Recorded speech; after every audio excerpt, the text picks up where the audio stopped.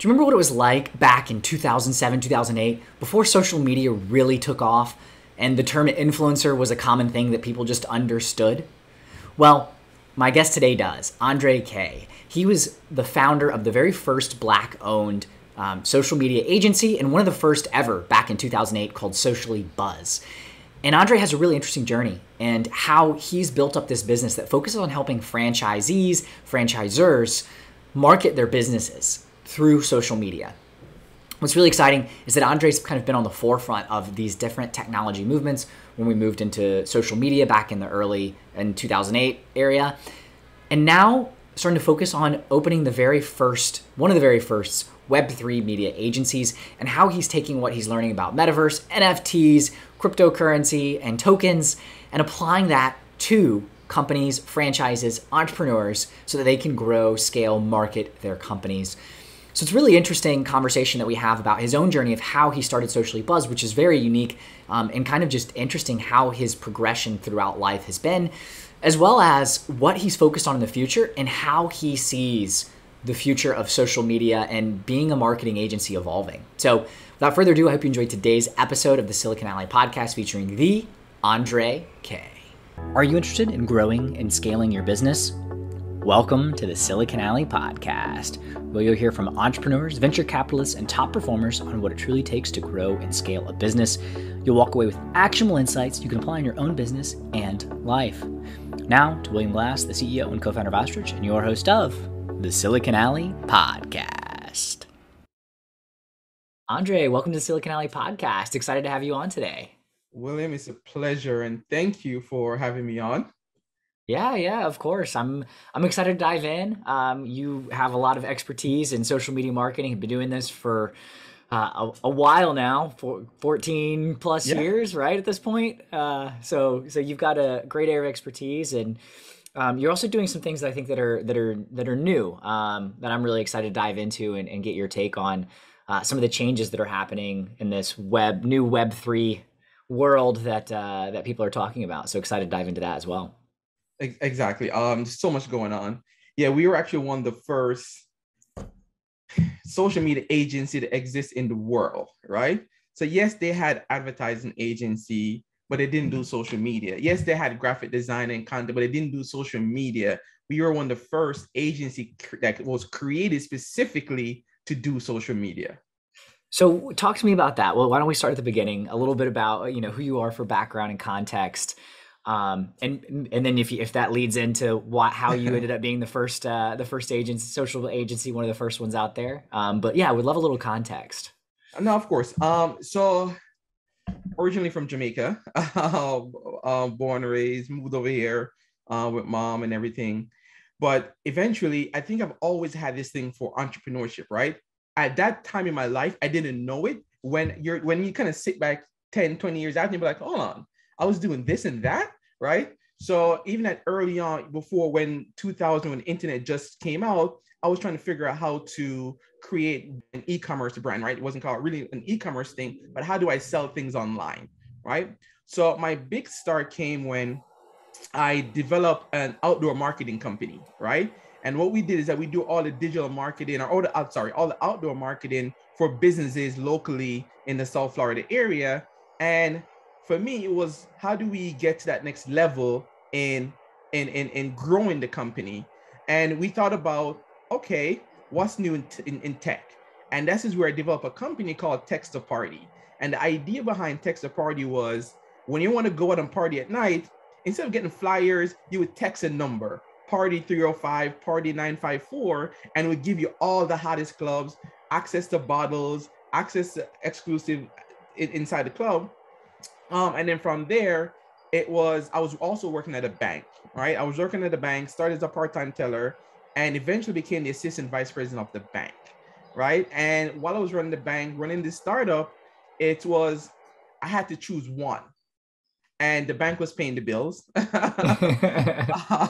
So I chose the bank and let go of the startup. But eventually, circumstances have it, I had to leave the bank. And once I left the bank, I had to start like, oh, wow, I don't have a job. What do I do now, right? And for the next 6 to 9 months, I was just there looking for a job. And then this thing called social media decided to happen, right? Spent a lot of time online. Facebook came around, and all these social media platforms started popping up, and I started using it for myself. And I was getting traction on the Facebook business page that came out. And eventually people would reach out to us and was like, hey, can you grow our fan page for us? I'm like, okay, we could do that. So they started paying us to do it. And being in the nightlife industry, we started this company called Sociallybuzz, right? My wife, which was my girlfriend at that time, we were like, look, all the nightclubs we used to work with, all the business we used to work with before, let's reach out to them and say, hey, can we manage your social media for you? And they were all new to this thing called social media. And they were like, sure, if it's going to help me bring more patrons into the club, then of course. And that was it. And that was the start of Sociallybuzz. And from there, we took Sociallybuzz from nothing, zero, no existence. And it was finding about a niche. It's about how do we find our niche inside that industry. And somebody randomly messaged me on LinkedIn. I was like, Andre, we want to invite you to a franchise show in Miami. I'm like, franchise show, an expo? Never been to one. So we decided to go. My wife and I, we pull up in the parking lot. We drank 2 energy drink, and we went to the expo. And it was like 10 rows of booths, so it was like about 200 booths. We spoke to every single booth inside the expo. And the story I'm sharing here is this. The last booth we spoke to, and I'm talking about, this was like 10 years ago. The last booth we spoke to was a client we currently have now since then. So if we had stopped at booth 9, if we're stopped at row 10, even if it stopped in the last booth at the top, would have never met that client. And I always like to share this because it really sums up the resilience of you don't stop, right? You always give it 100%. And from there, we figure out our niche will be franchises. And that's how we took Sociallybuzz to, from where it is to where it is now.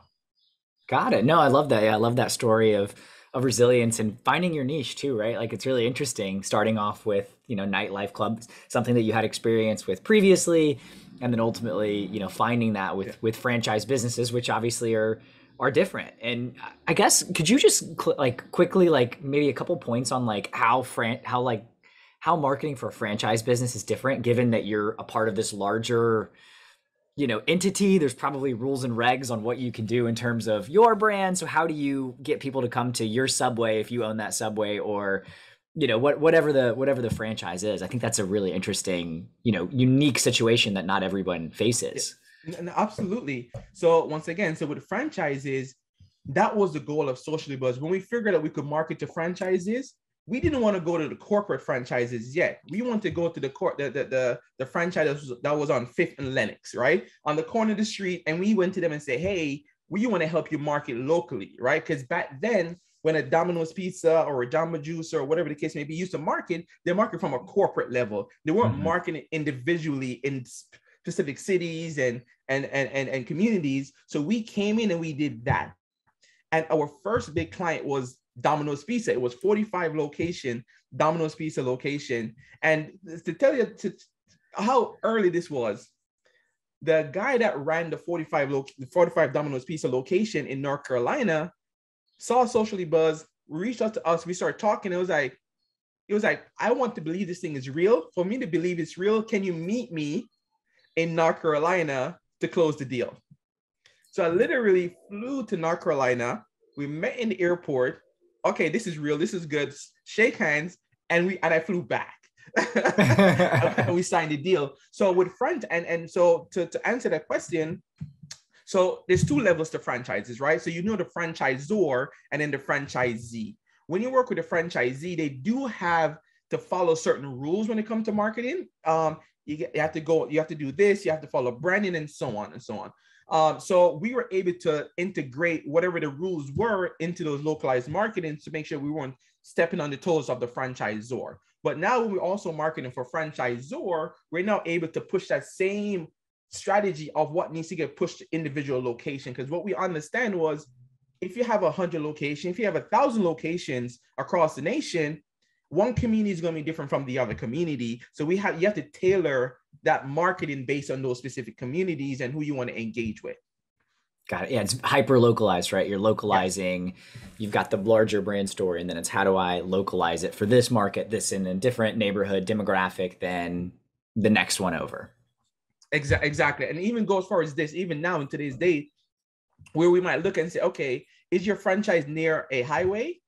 Or if they're are they in the suburbs, where are they located? If they're near a highway, okay, let's test these types of platforms for your marketing versus something as if you're in a more of a community base, you might want to spend some time in next door, right? But if you're by a highway and you got a lot of traffic going by, let's test something like a Waze that people are looking for.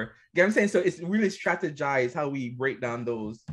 Yeah, that makes sense, right? Yeah, if you've got more of that commuter traffic, it's not people that are going to be there versus it's very community Exactly. focused because all of your business is going to come from community. So being very focused on here's actually what this location, here's the customer segment that makes the most sense. Yeah, that's really interesting.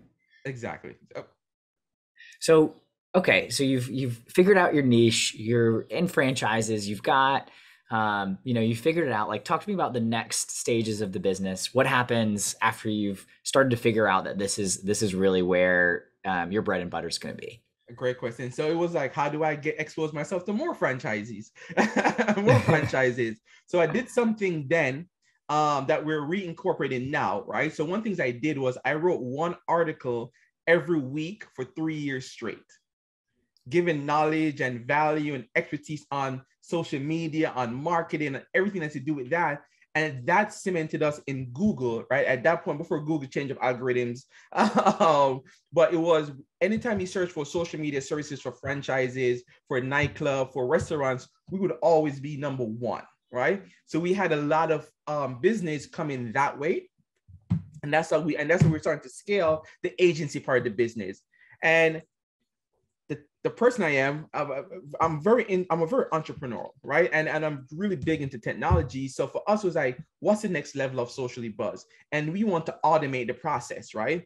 This was a little bit before the Hootsuite and the Sprout Social of the world, where we created a reputation management software, right? Ah, nice. Where and this wasn't focused on the big platform; it was focused on the reputation, the Yelp, the Googles, the TripAdvisors. But once again, those platforms weren't allowing their API to be pushed out to external platforms as yet. So we had to do a little manual with a little bit of API research on that. But I spent so much money in developing this app, right? But I learned very quickly that we were burning through so much cash developing the software, developing the app, having the team on board, that we decided, and we were losing money on our agency because we're investing everything in the software part of the business. And so for me, I was like, I can't compete with Facebook, right? And at this point, this is when Facebook started integrating all these new technologies where you could schedule your own things. You could do a lot more things on the platform. Like, hold on, am I going to keep investing and drain our bank account trying to incorporate these things, or do we put it aside, reinvest back into the agency and continue to grow that way, and then utilize other tools to do what we need to do? And that's exactly what we did. So Yeah. even though it's tons of dollars, tons of money, we had to kill that. Yeah, no, that's a Yeah. tough situation to be in. What did you learn from that experience, Andre, having to, building this thing that you're really excited about and then realizing it's not going to work and having to cut the cord? It's okay to let go. But it was important for us to understand, because some people or some startups or some entrepreneur, they would ride the wheels until it fall off, right? And which is fine. And then they left with nothing. For me, it was like I had to do what was best for my clients, for my team members, for myself, and for my family, right? I was like, okay, how far do we go before we say this is not going to work, right? The app is still amazing to this day, right?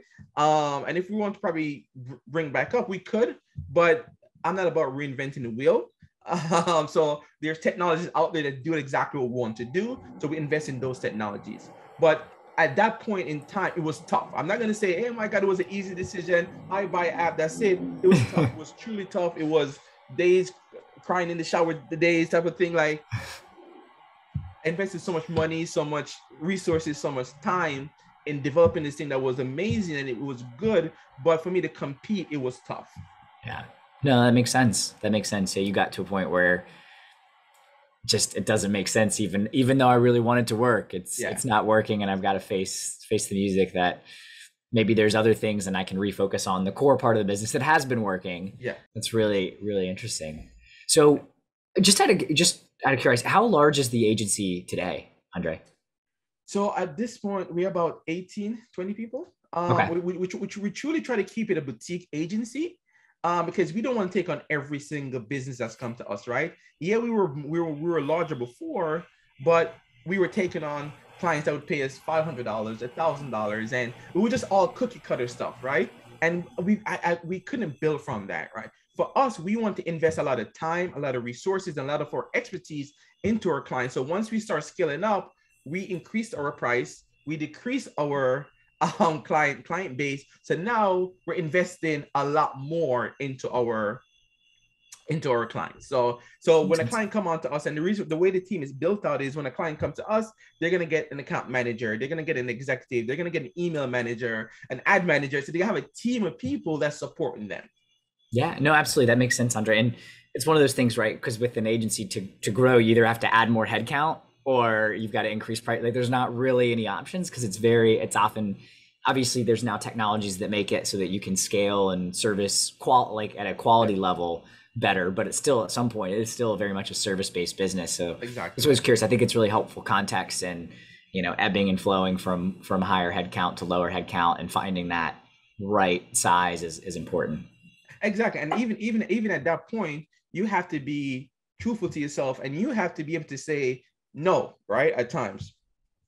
And that's how you're going Absolutely. to grow. That's how you're going to truly grow. When you're able to confidently say no with no regrets, right? Someone comes to you, hey, can you help us market our business? I'm crying, but I only have X dollars to do it. I can't help you. That's not who we are right now, right? I could recommend you to someone.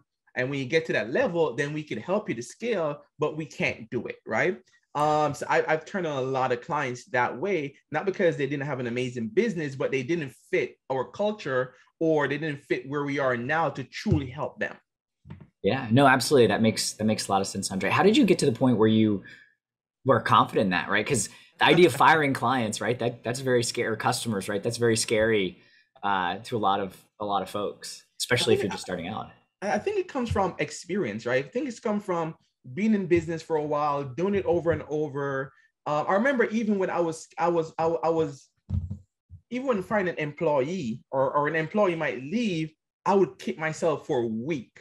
What did I do wrong? What could I have done better? Where it got to a point where, no, as long as I give this thing, this person, this client, this situation 1,000%, whatever happens after that, I'm okay with that, right? So learning through those different scenarios and those different situations helped me to get better at saying no, right? It hurts sometimes because you're gonna say to yourself, wow, I could have made X amount of dollars from those 5 clients I just told no to. But then when you realize that, oh, okay, I said no to those 5 clients, it would have probably take up 3 times the amount of energy and time from my team to one client that takes up way less time, but we're executing and we're delivering a lot better on. That's where we were able to say this is the best decision. And then when that happens multiple times, it became a lot more confident in doing it over time. So it wasn't like, oh, one day, you know what, I'm going cold turkey. No one, because then you're gonna lose business for the next 6 months and be like, what am I doing? Am I doing something wrong? So yeah, it takes time. Absolutely. No, that makes sense. That makes sense, Andre. So talk to me about like the current move, right? Because we were talking before we hit record, that you've made this sort of pivot, right, in terms of another capability that Sociallybuzz is now able to tackle, which is in the Web3 space, combining metaverse, blockchain, NFTs. Can you talk to me about that decision, and then we might want to try to break down some of these topics for folks that may not be as familiar with the Web3 jargon. No, no, of course. So if you haven't learned anything from me already through this entire conversation, I'm always forward thinking, right? I'm always wanting to be on the forefront of what's next and how we can utilize what's next to help propel our business, help propel our culture, or our clients and our team. And for us, it was like, what is that next thing? Right? where can we invest our time and our resources to get to that next thing? And it was the metaverse. It was Web3. But to understand that, we didn't just say, you know what, we're going to jump on the bandwagon and try to do this metaverse thing, right? We actually invested, we researched, we spent a lot of time understanding to the core of what not just the metaverse in general is going to be in the next 5 years, 3 years, 10 years, but what we're going to, what as a community, as a nation, where we're going to be in the next 20 years, right? And let me ask you this, William, do you believe in the next 20 years, we're going to have superhumans? The next 20 years, superhumans? Yeah, and I could break it down what I mean by that as well. Yeah, I think maybe define that. Okay. So superhumans, right? It's this. So you know, you ever heard of CRISPR, which is the nanotechnology yep, right? So we take something that could alter your DNA, right? That's on one side, right? That could alter your DNA. If you say, you know what, I want a kid that's faster, that's stronger, that's taller, that's smarter, and you created this human, and then you take a technology like Elon Musk Neuralink and embed that in their brain with unlimited information. Now we're talking about superhumans, right? We're talking about someone with information at their fingertip that's faster, stronger, smarter than the average human. So I say all of that to say we're looking that far, right? But the metaverse, Web3, AI, blockchain is going to propel us to that way, right? So we want to start, once again, let's go back to being in this industry for so long, doing this thing for so long. I knew all the rules. So now when we started Metaiblock, which is metaverse, artificial intelligence, and blockchain coming together, emerging together, this is where we got Metaiblock. And this is where we decide on what part of this metaverse, this Web3, do we want to focus on? There's going to be just like the internet, right? When the internet came about, it was, you want to do websites, you want to do e-commerce, you want to be a hosting company. What do you want to be in this entire thing, right? Of the internet. Same thing with Web3 and the metaverse. Where do you fit yourself in, right? And I think a lot of people are going to start defining that. For us, it's what we knew and what we understood was the metaverse. We understand agency life, but how do we take that up a notch? So, and we all also understood niches. So now we launched Metaiblock, will helping franchises bring their brand into the metaverse. Got it. Right now, yeah, no, that makes sense. It's interesting, I guess. Why are you such a big believer that this is like, you know, and I get that the superhuman, I'm assuming it has to do with the superhumans and being able to get there, but like, why now? Great question. So let's go back. For me to answer that question, we got to go way back. Do you remember pen pals? I don't know if you know what pen pals are, right? Yeah, you actually wrote people letters. Back in the 80s and 90s, you're writing people. Why did we do that? Why did we write stuff to send to someone? To communicate. Yeah. Connect. You said the magic word, connection, right? Email came about. Why were we sending emails to one another? Connection. Right? Yeah, easier way to do it. Social media came about. Why do we spend so much time on Facebook? Why do we spend so much time on Instagram? It was all about the connection. Yes, the entertainment piece of it is there, where we could laugh and we could joke and we could all these things, but it's truly about connection. So what is the next level of connection? And that's the metaverse. Only the metaverse could deliver the next connection of next level of connection. And what I mean by that, when you look at something like an Oculus, right?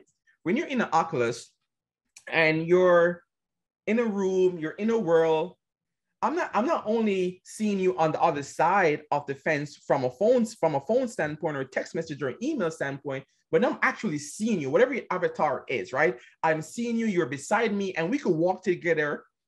You're in Brooklyn, I'm in Fort Lauderdale. We could walk together in the metaverse, same place, and we could say, hey, you know what? Let's shoot some ball together. And because there's opportunities where we could shoot basketball, we could play golf. So we're engaging and we're communicating and we're connecting together in the metaverse. We crave that part of connection as humans, and that's why I believe in it so much, because that's it. Imagine this, right? Imagine when, and this is part of the superhuman piece of it, where it's going to start. Imagine you are where you are, I'm where I'm at, right? And we meet up in the metaverse, and we give each other a pound, right? Or we shake each other's hand. But when we shake each other's hand, you felt what that I shook your hand, and I felt your hands as well, right?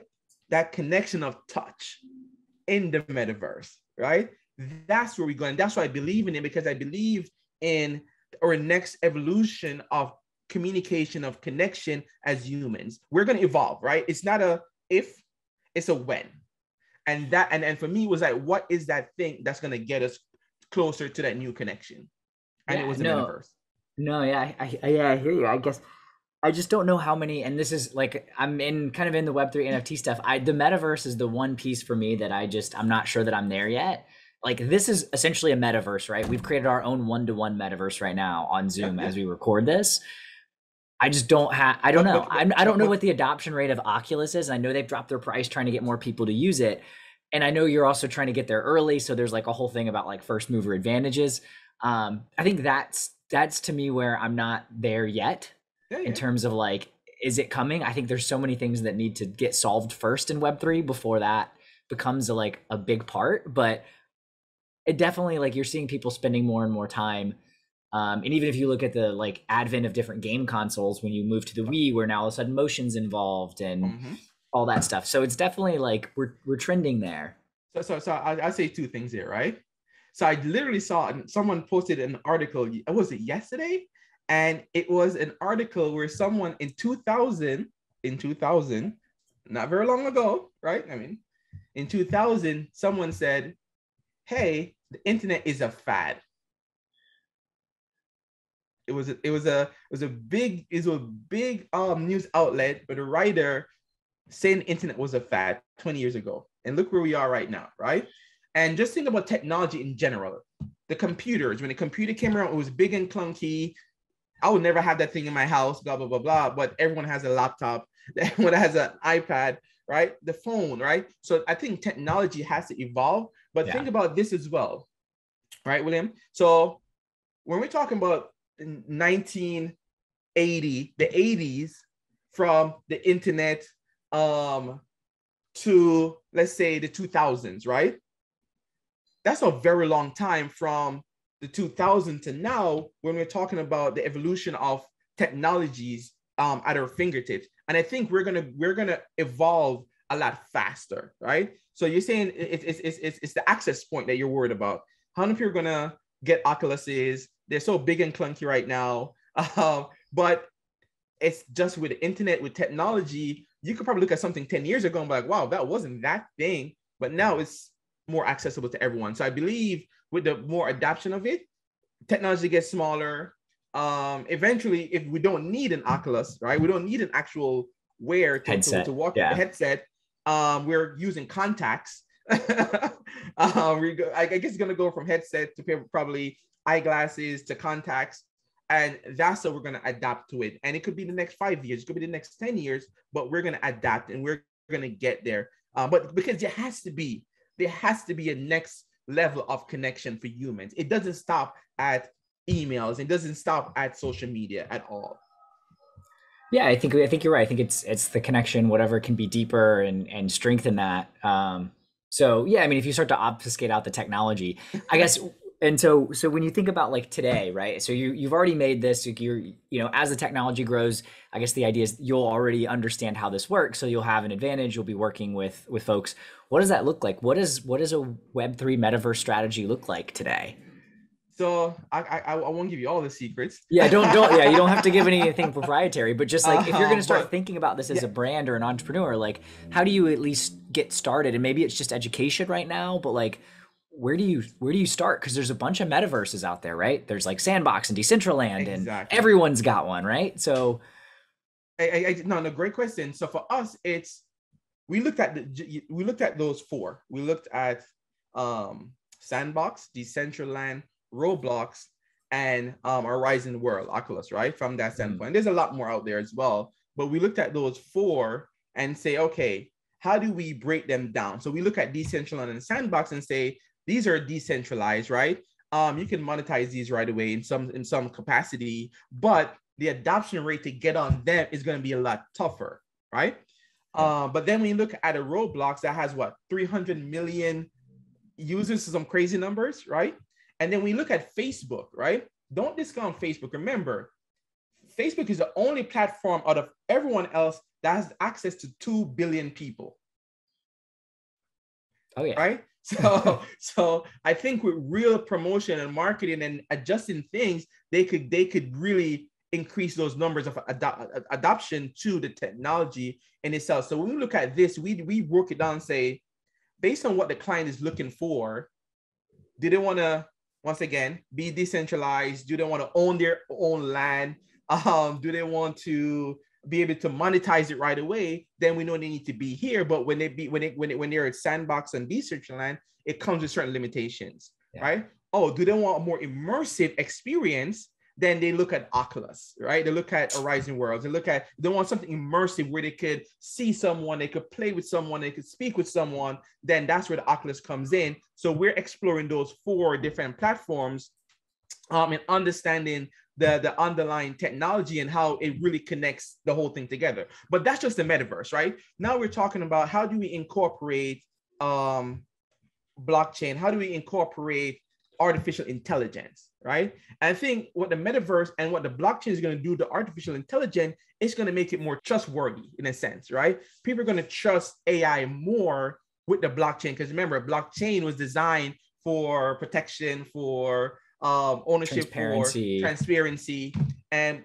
AI was designed more from everything is open, right?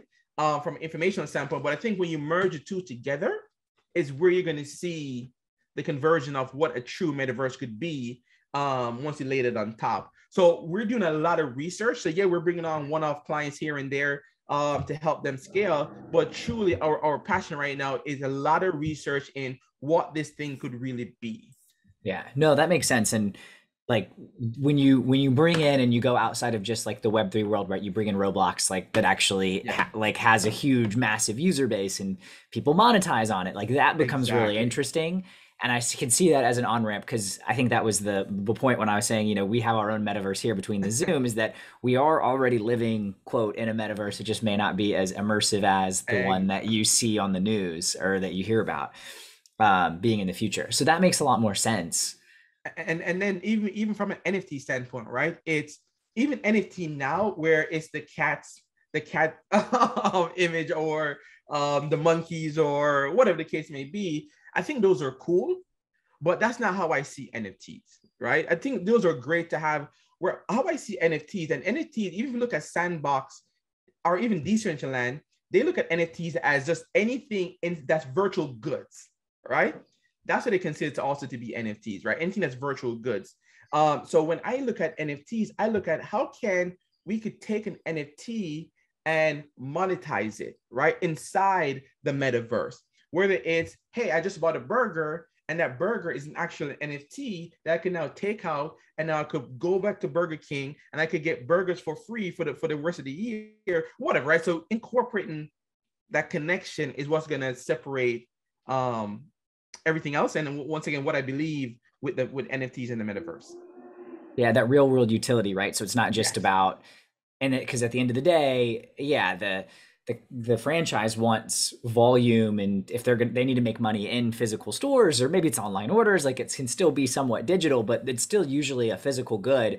Yes. So the idea that like a franchisor is a different conversation, but a franchisee can can actually monetize off of some of these digital goods becomes a lot more complex. And that's an interesting way to do it, where you're just buying essentially a coupon or like an experience that gets you this other thing in real life as well. And even from a franchisor standpoint, it would be a great platform to build business relationships, right? Think about this. You're selling one of your franchises, right? From a franchisor level. And instead of someone trying to figure out flying across the country to go look at it, you can say, hey, meet me in Horizon Worlds. We have our own world in there. And now you could walk around, you could touch things, you can look at things, you can imagine things, you could change buildings around, change colors, and you can now really immerse yourself into presenting your franchise. Metaverse, you can use it for education. It's a great platform to teach. from immersive standpoint. It's a great platform to learn from an immersive standpoint. Imagine as a student and you're in college and you got on your Oculus or whatever device is, and you're able to now see 20th century buildings. You'll be able to talk with Cleopatra, whatever, right? So it create that immersive experience and that connection. I think the next level is going to be when we could touch and feel and our senses enhances within the metaverse. Yeah. No, that makes sense, Andre. And have you launched anything, or like, I know you just announced this. This was like a couple. So like, have you started actually working in market, like with clients on some of these projects? So we have a few clients that we're working with. We can't announce them yet, but soon you're going to know. But we do, if you do want to experience something that we have created, if you have the Oculus, we created what we call the franchise funverse, right? And it's a truly, really cool experience. It's inside Horizon World. Like you could go in there, you can see hot dog football, right? Where when you throw the hot dog through a hoop, through rings, you get a coupon code, right? Just as test. But the idea is that you get a coupon code that says hot dog. You can now take that coupon code, go to Nathan's hot dog and get some type of thing, right? Then we have a burger basketball. Now you could walk around, you could take the burger up and you could throw it into the hoop. Same thing as well. When you throw it in the hoop, you could get like a discount code. We have sushi golf. We have sugar pong. We even have a secret room, right? And imagine this. We said, okay, there's a secret room. And if you find, and this is gamifying the experience, right? If you find a secret room, you're going to unlock an NFT. You're going to unlock this thing. You're going to unlock whatever, right? So we're gamifying it. So if you have an Oculus, or if you know anyone, or anyone that's listening that might have an Oculus, definitely check out Franchise Funverse.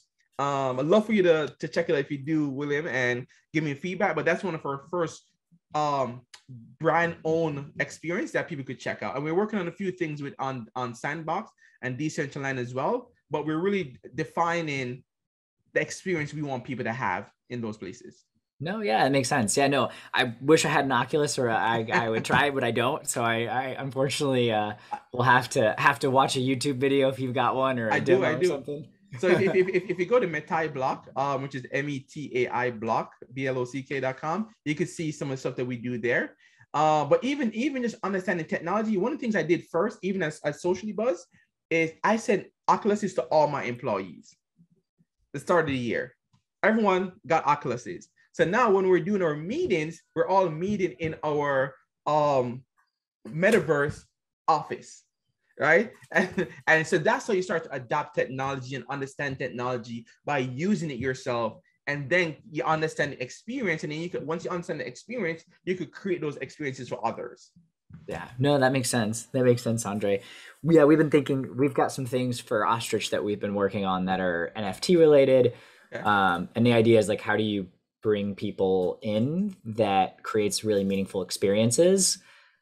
That's something that they already would do in real life, right? Versus trying to like change behavior, because changing behavior is a challenge, which we know because that's what we do in the personal finance space. So how can we make things as easy from an on-ramp and interest perspective that adds value? So it's really cool. I like, it makes sense, right? People love to play little like games, like instead of playing this on, you know, your phone on the subway or what, like, and I don't know what that looks like in the future. You could just do burger toss instead of whatever the same version of that game is. And, you know, I can definitely see, especially if you're getting younger, like whatever that demographic that you're targeting, who would, you know, really like a free burger or a free hot dog. And even so, let's even talk about Ostrich, right? We could do something very similar where if you're experiencing that from the metaverse standpoint, what are the activations or the things we could do that could lead back to Ostrich and getting clients, getting your user base to sign up or engage with the platform more? So we could create experiences where whether it's a money challenge or a finance challenge, or they do, I mean, it's just really cool things that we could do to get people excited about it. Yeah, no, yeah. There's some things there that are definitely worth diving into. But before I detract us too much selfishly to my own motivations, Andre, this has been a ton of fun. I'm curious, how do you define success? Right, you're one of the very first agency, very first social media agencies. Now one of the first, you know, metaverse, AI, blockchain focused agencies. Like, what does success look like to you? Spending time with my family, my kids, my wife, my parents, whenever I want, right? It's not about how much money I have in the bank, or I know this probably is cliche in a sense, but truly that's how I define success, right? When we didn't have the money, you wanted the most expensive things, right? But now you do have the money. I'm like, no, I don't need to buy that, right? What value does that thing bring to me? If I can't calculate the value of that thing, I'm not getting it, right? But I'll easily say, you know what? Let's go on a family vacation and spend $5,000, $10,000, and it's easy. But oh, you got to go buy this shoe for $5,000. I'm like, I don't know about that, right? So success for me is being able to spend time when I want, whenever I want, with my family, wife, kids, and so on. So that's success to me. Love that. Yep. Makes a lot of sense, right? And that's part of the reason why you do what you do, right? Where you have that flexibility. Exactly. And one of the things that I want to build, even before COVID happened, right, with the pandemic, my lease for my office was going to end that year, right? And I wasn't going to renew it. And the reason why is I wanted all my team to work remotely anyways, right?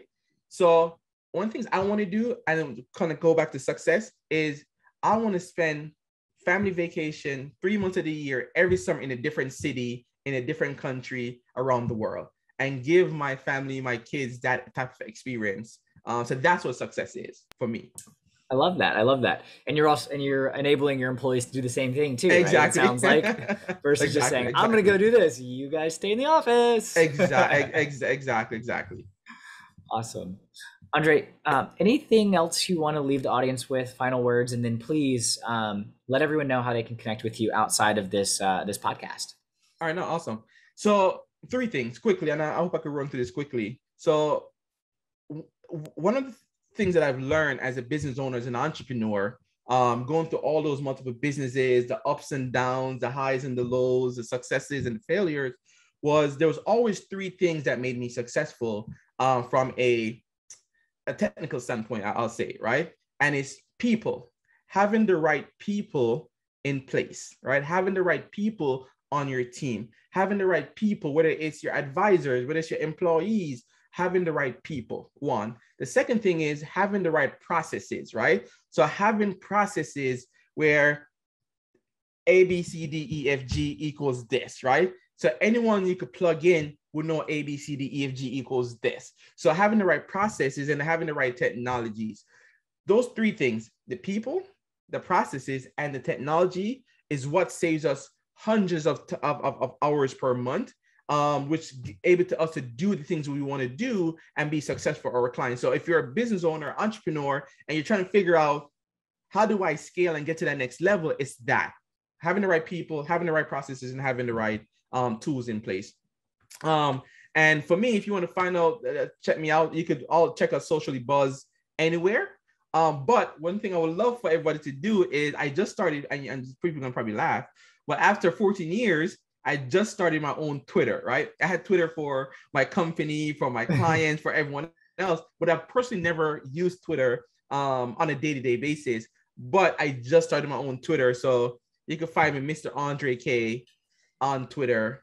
Come say hi. Ask me anything about NFTs, anything about the metaverse, anything about AI or blockchain. I'd be more than happy to share what I know. Awesome. Thanks so much, Andre. Yeah, Twitter's coming back, especially if you're in the Web3 world. That's the place to be. Yeah. Nowhere else. If you want to truly understand what's happening in Web3, you have to be on Twitter. There's nowhere else you're going to understand what's truly happening unless it's on Twitter. Yeah. Awesome. Well, this was a ton of fun. Thank you so much for sitting down today. I appreciate it, William. On your way out, please share the podcast with others. It's the only way that the community grows and others hear these incredible stories from entrepreneurs and top performers. And of course, pound that subscribe button so you get notified when episodes drop every Friday. I'm William Glass, CEO and co-founder of Ostrich, and of course, your host of the Silicon Alley Podcast. Have a very profitable day. You got no time to waste, but still you hesitate. Caught in a circle saying, I'll never leave.